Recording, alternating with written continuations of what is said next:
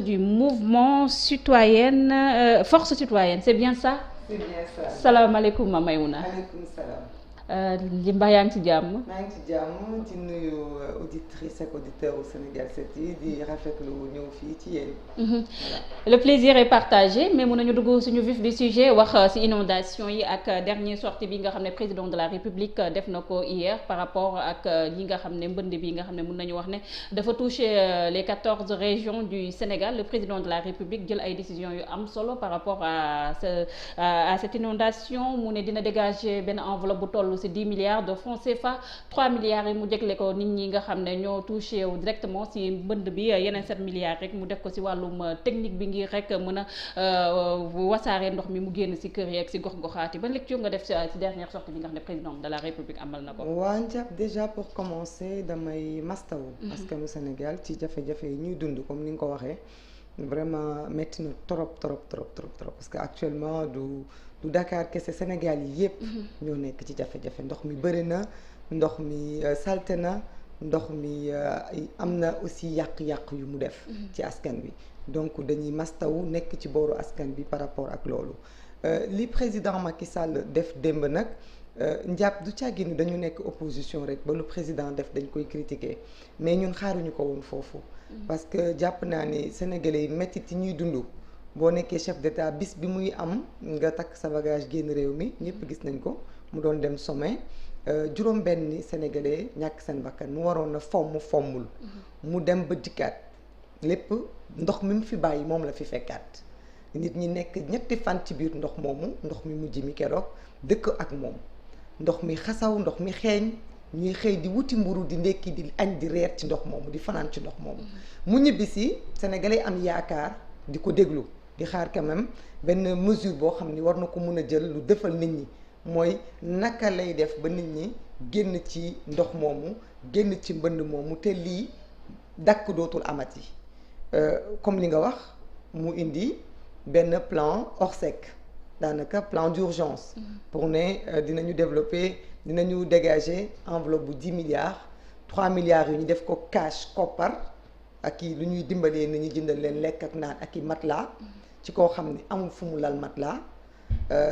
koo xam ne amul fu mu togg nga ne da nga koy indil lu muy lekk. donc 7 milliards yi nga ne da nga koy def ci gasoil ki moto pompe ak produit phytosanitaire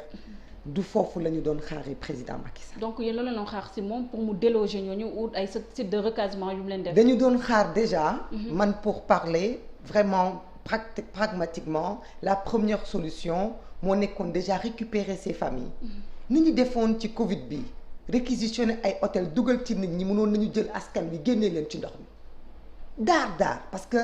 c'était pas imaginable ñu naan leen toog leen ngeen xaar ñu yónnee leen lu ngeen di lekk yónnee leen ay motopompe li ñu waroon def mooy dans l'immédiat. mais faisabilité boobu mën na nekk ak contexte Covid bi ñoo non mën nañu génnee nit ñi ci ndox mi parce que bi Covid 19 bi ñëwee dañu réquisitionner hôtelu Sénégal gi yépp pour def fa ay nit ñu nga xamante ne feebaraguñu kon ñi nekk ci biir ndox li ñuy dund moo gën a tiis feebar ndax ndox mi moo leen génnee seen ay kër wàccee leen seen ay lal ñu nekk dans le désarroi kon li président waroon njëkk a def mooy demander à ce que ces services au plus tôt parce que am na ñoo xam ne ndox mi fii la leen yem am na ñoo xam ne ndox mi dafa màbbal seeni mur am na ñoo xamante ne ndox mi dafa yóbbu seen ay bakkanu njaboot kon li ñu waroon def mooy génnee leen ci site yooyu ba pare bu loolu weesoo ndox mi li koy génnee du moto pompe buy manque ak di sànni ndox mi li koy génnee mooy bu dee la mu waxoon dëgg la muy plan décennal bi mu tegoon def ci sunu 770 milliards joxuñu benn compte rendu moom ci boppam il y a quelques semaines lañ ko dégg muy demander le bilan de projet boobu kon ñun ñi est-ce qu'on peut attendre un bilan tu ne peux pas mettre quelque part 760 milliards 770 milliards amuloo résultat nga génne de ta botte magique 10 milliards ne mooy solution bi. est-ce que sax 3 milliards yi nga xam ne da koo fas yéene joxe cash pour la population du indi yeneen problème parce que gisoon nañ mbirum ceeb bi nu mu doy mais comme d'habitude c'est-à-dire que manque de respect ak manque de vision weesuwul nit ñi am jafe-jafe am naqar nga jàpp ni ndàmpaay koppar moo koy faj c'est-à-dire que li koy faj mooy ñu am lu ñu leen jox ngeen téye lekkagum en attendant ñépp xam nañ ni Sénégal xaalis bu génnee ku nekk da ngay ñëw positionné wu parce que loolu mooy sunu nattu moo ñu tere développé wu depuis indépendance nag ba léegi commencé wul léegi mais ñun ñoo nekk un peuple boo xam ni avant de servir d'abord les gens se servent eux-mêmes donc képp koo ci jox 1 milliard dina xool lu ma ciy am ba pare moom bala mu cee yët dara population bi amaana sax nee na 3 milliards boobu cash lay doon donc xëy na bii pas du am comme li amoon ci ceebu force Covid bi mooy ay kii jot na kii jotul 2 mois 3 mois après ñu distribuer ceeb boo xamante ne ba tey jii am na ñoo xam ne jotoo eggagul ci ñoom amaguñu ay facture rendre guñu ay compte mais dañu ne naqar bi Sénégalais di dund juróom benn bakkan yu faatu est-ce que président war na taxaw di proposer comme solution yëkkati ay koppar ndàmpaay ko nit ñi ak jënd ay gasoil ak pompe loolu mooy la solution parce que loolu la wax loolu la wax te loolu la ñu xaarul woon ci moom parce que ñun li ñu xaaroon ci moom mooy mu ne am na solution pour ndox mi zone yi nga xamante ne dañoo inondé wu te zone yooyu nekk zone yoo xam ne ñépp xam nañu dañu jege géej comment faire pour ubbi yoon pour ndox mi mën a génn ci kër yooyu parce que nit ñi xaalis boobu mu leen di jox mënta jënd jafe-jafe yu ñu dund fan yi weesu si biir discours am aussi mun nañ si fort président de la république muy jéem a dédouané mun nañ ko tuddee loolu di wax warum changement climatique warum wàllum intempérie ainsi de suite ñu gis ne carrément gouverner c'est prévoir moom jëloon na 750 milliards de francs CFA teg ko sur la table en 2012 pour sur une période jusqu'à 2021 ñu gis ne carrément mbir mi léegi 2022 autant pour moi mu mel ni comme le président de la république wala gouvernement bu Sénégal ñoom ñoo def benn pilotage à vue ci mbirum inondation bi. Ndiaye bi tey maa ngi déglu suñu frère Pape Ngagne Ndiaye. ci benn rubrique bu muy tuddee conférence. mu tënk ci loo xam ni matul 2 minutes. mais mooy li ñuy dund nii. président daf ñu digoon gouvernance bi mu ñëwee 2012 daf fi fekk inondation bu metti moo ko dalal premier mandat wa mu takk ay botam songu mbir mi daanaka sax du woon novice parce que moom dafa bokkoon ci régime président Abdoulaye Wade donc comptable de beaucoup de choses mais bi mu ñëwee mu sol ay botam taxaw ne ay la yeween yoon wii lay jaar yoon wii ma jaar bu ngeen ma ci toppee dina coûter askanu Sénégal 750 milliards mais dinañu tàqaliku ak inondation ñu dem ba 2019 président Macky Sall toujours même taxaw ci kanamu sénégalais yi daal di def bilan mooy élection 2019 daal di def bilan daal di ne dama fi fekkoon inondation on a réglé le problème des inondations la banlieue daal di koy glorifié wu kenn mënu ko werante parce que boobu loolu la ñu gis ni inondation amatul mais ay la yëwan ndekete dañu doon taf yëngal détourné xaalis bi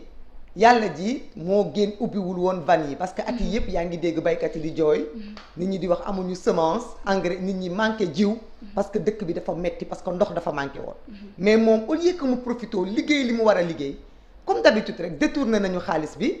amul problème ñu ne c'est bon def ko seen bilan ñu accepté leen ko nag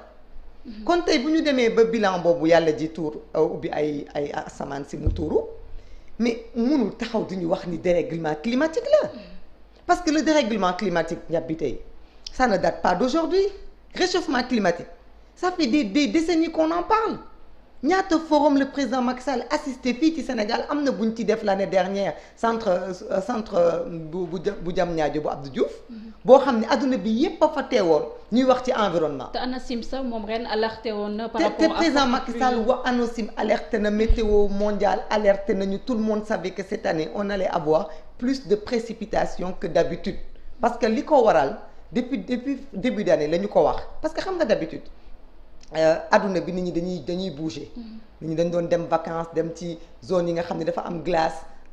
hiver bu jotee nit ñi dem ay vacances ak yooyu ren gis nañ ni Covid-19 bi mu ñëwee sax dafa changer comportement nit ñi parce que c'est tous ces endroits là nit ñi fréquenté wutuñ leen gis nga ni sax dem nañu ba ñi nga xam ne ñoo nekk experts mondiaux dem nañu ba def ay analyses ba ne le fait que Covid bi am nit ñi génnuñu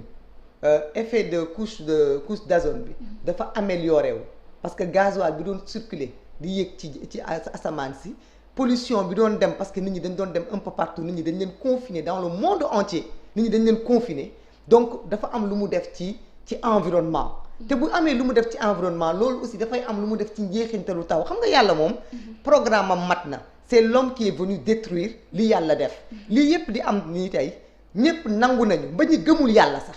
ba ñi nga xam ne ay scientifique lañ dañoo gëm ni ñoom ci ay golo lañu tàbbi nangu nañu ni adduna bi dafa changer nit ñi il faut ñu changer comportement parce que nit ñi léegi dañoo soppi adduna parce que léegi pollution bi bare na gaz à effet de serre yi bare na de ce fait que léegi y a des dérèglements climatiques sans parler que nit ñi dañoo ñëw ba polluer mer yi polluer plage yi polluer sol yi loolu moo waral tey Sénégal kenn mënatul am saaku sachet plastique parce que dañ ko tere ndax dafa am jeexintal bu muy am ci environnement bi donc tey bu ñëwee taxaw di wax sénégalais waxu dérèglement climatique mais dama yaakaar ni sax man démb dama waxoon ni respecté wul sénégalais yi mais dama jàpp ni président Macky Sall ak ñi mu àndal dañu respecté wul sax ñoom seen jëmmi bopp ak état bi ñuy représenté xam nga lu tax parce que ñun le monde nous regarde mais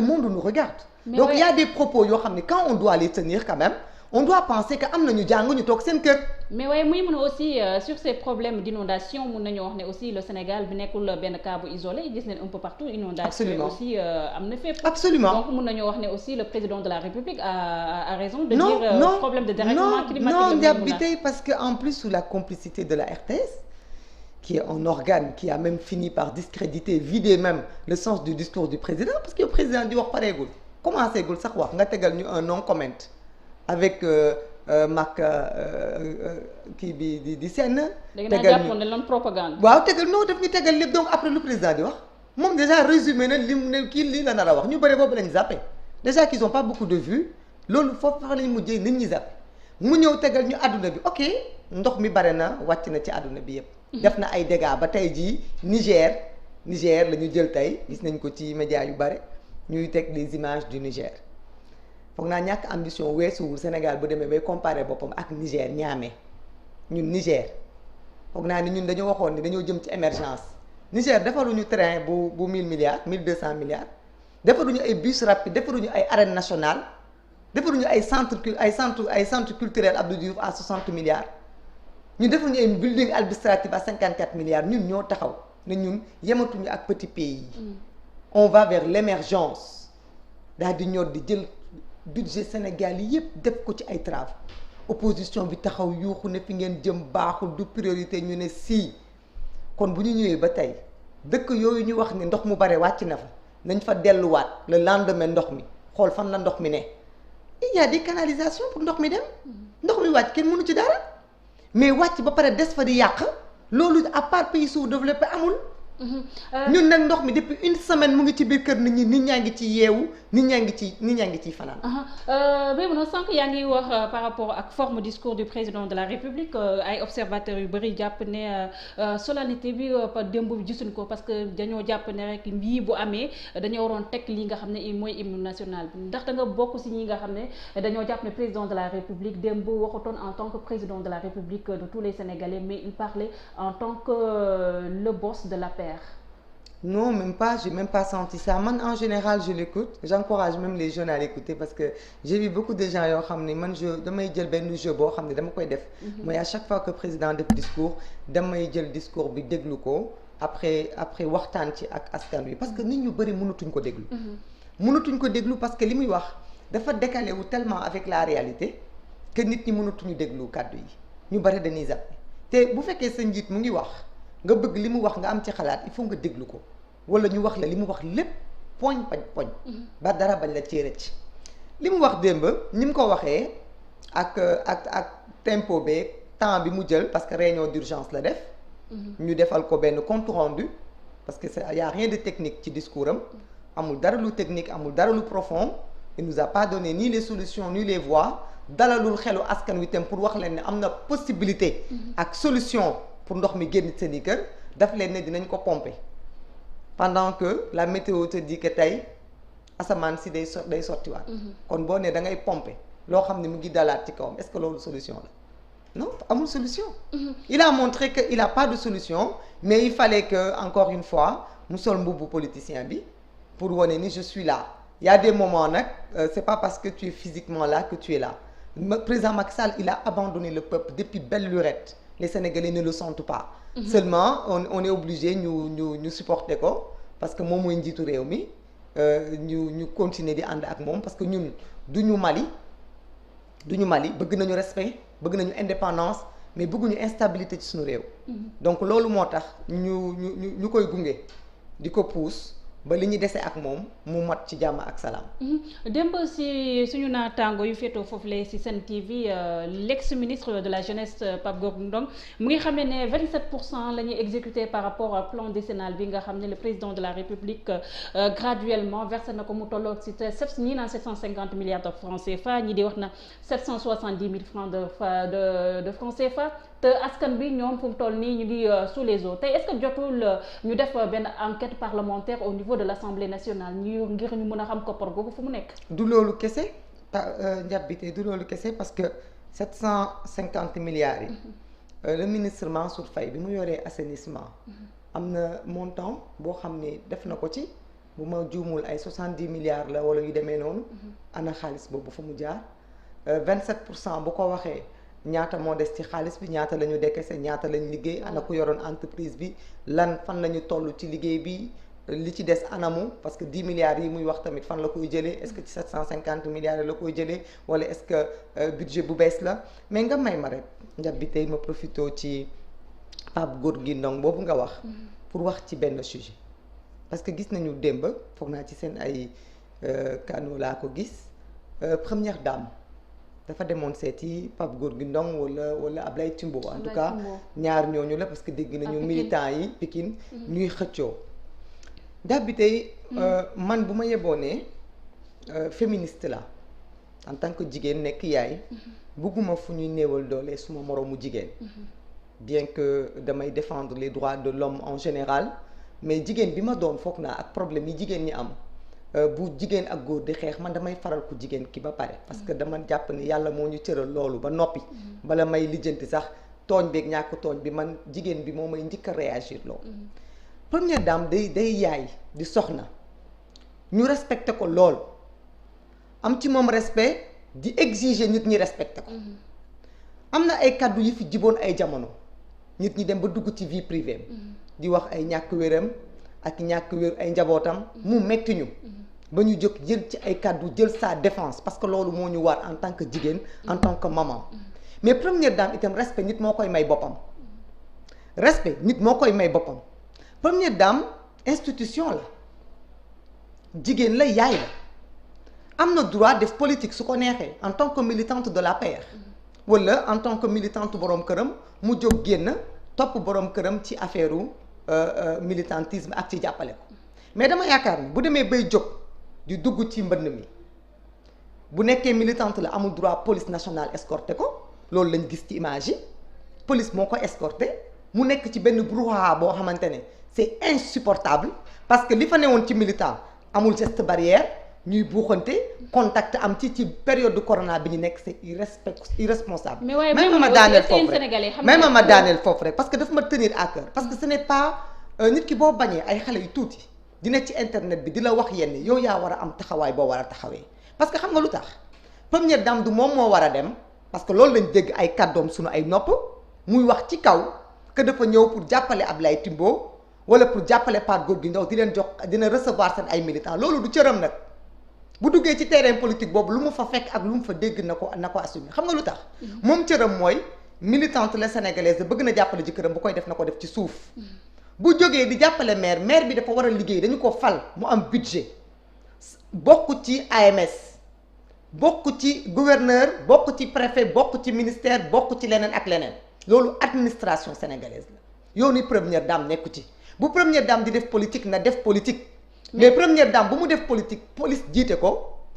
gendarmerie dar ko tey gis nañu yeneen opposant politique yu xëy dem ci àll bi dem ci biir mbënn mi police daru leen gendarmerie daru leen ce n'est pas parce que c'est la première dame que am na possibilité loolu parce que dafa am loo xam dafa rafetul ci jigéen. mais Maimouna est-ce que sénégalais aussi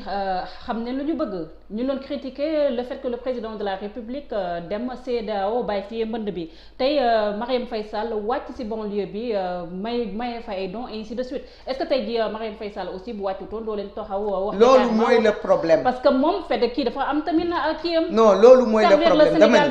dama ni na ko servir le Sénégal def bu servir le Sénégal di ko def. servir le Sénégal daf ko war a def vers la population mais pas à la mairie ville pas vers Ablaye Timbo pas vers Alioune Sall loolu on le dénonce parce que ça c'est pas une république. donc vous pensez xam nga lan que moo c'est dul juste pour république faire de la politique. voilà si on suñu demandé que le président ñëw taxaw le président doit rendre des comptes au peuple sénégalais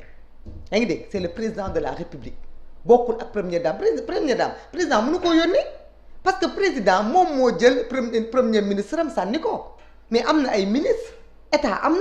am na ñu war a dem au nom du gouvernement ce n'est pas à la première dame d'aller au nom du gouvernement assister les populations. mais moom dafa am fédération nag mais mun na ko def au nom privé mais bu mu ko def sous forme de politique parce que li ñu gis tey li ñu choqué su fekkoon première dame kese la avec les militants de l'APR du ñu ci wax mais première dame accompagnée de la police. mais c'est une institution. ah bon une institution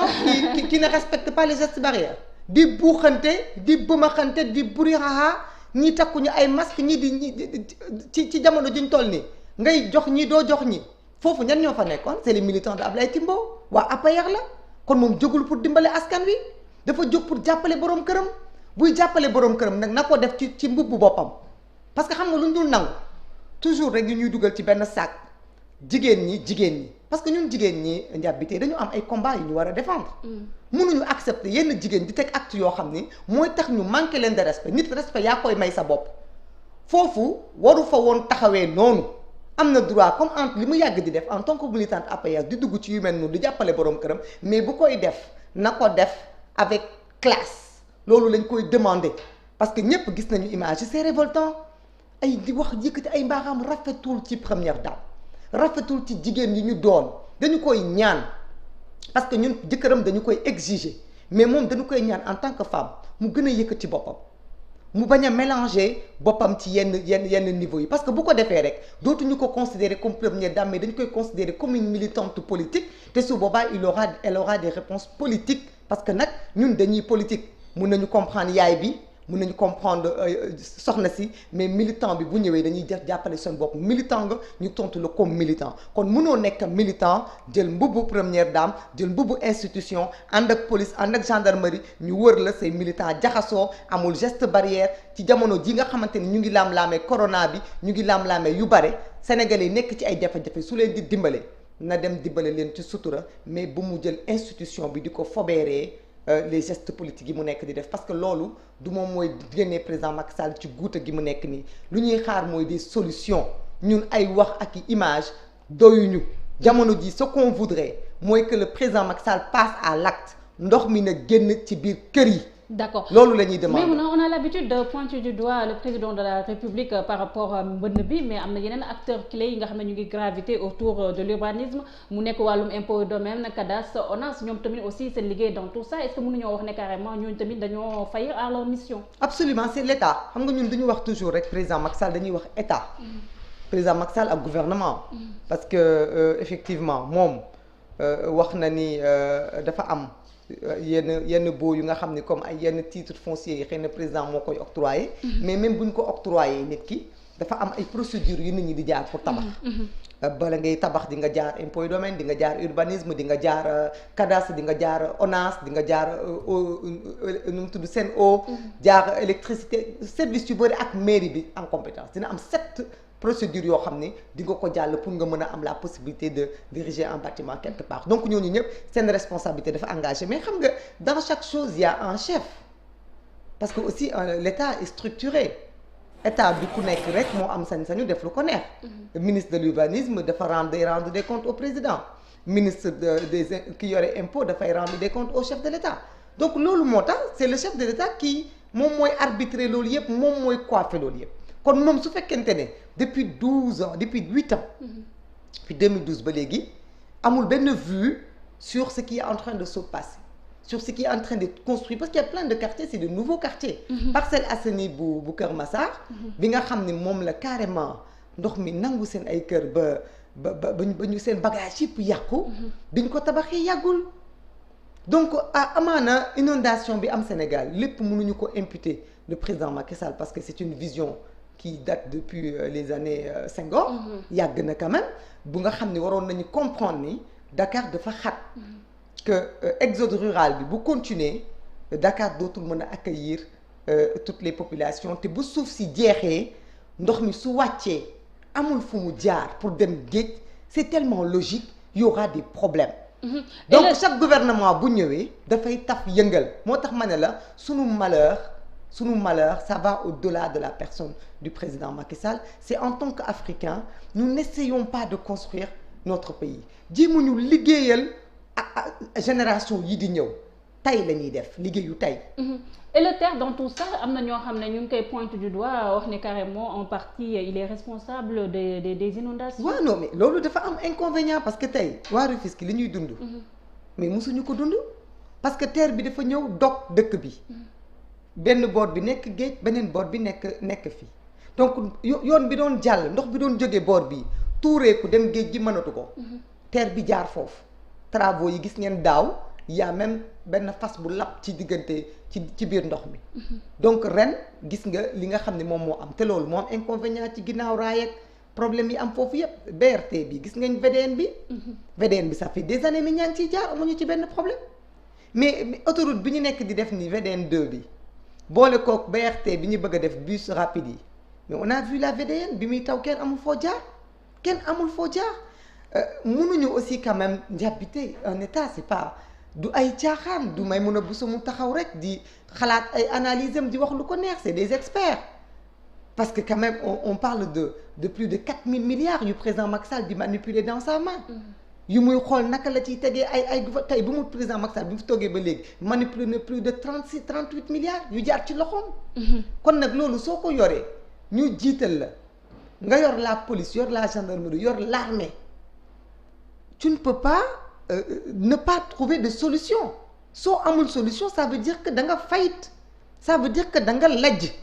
maintenant xam nañ ni démission bokkul ci sunu culture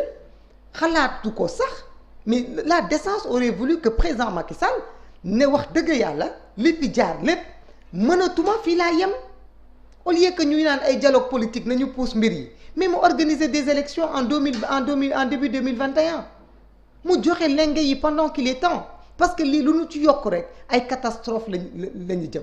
ci catastrophe yooyu kii di le président Ousmane Sonko am na sortie bu mu def tey jii gannaaw ba mu demee rek amal ay tukum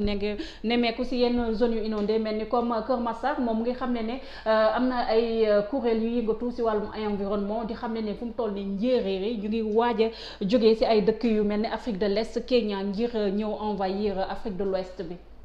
bon loolu suivre ma information bi li ma la doon wax léegi rek mooy li ma seetlu ne foog naa gis naa image yu visite bi boo xam ni ay propre garde du corps am ñoo ko wër mais fekkee njéeréer yooyu tey ñu ngi ñëw pour envahir la population te xam ne carrément problème agriculture ñun fii dañ koo am depuis des années mbay bi neexul tey est-ce que gouvernement bi waxul jël ay matuwaay allant en ce sens. c'est pas la première fois bon awma information bu donc duma ci mën a wax am na wala amul li ma xam rek mooy ce n'est pas la première fois ñuy am ay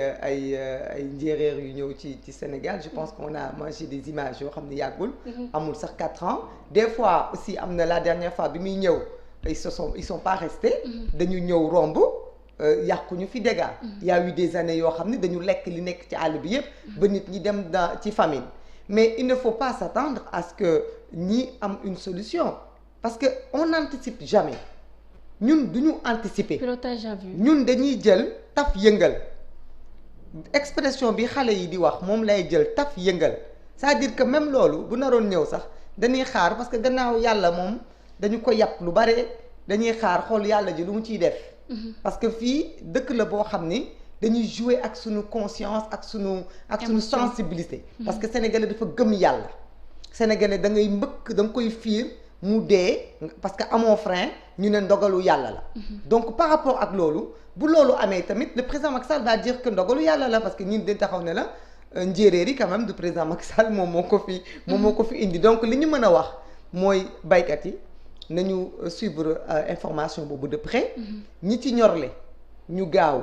jël seen ay matuwaay ñi ñorlewul ñu trouver jeunes yi nga xam ni ñoo nekk ci dëkk bi ñu nekk ci dëkk yooyu ñu jéem a xool nu ñu organiser woo pour préparer wu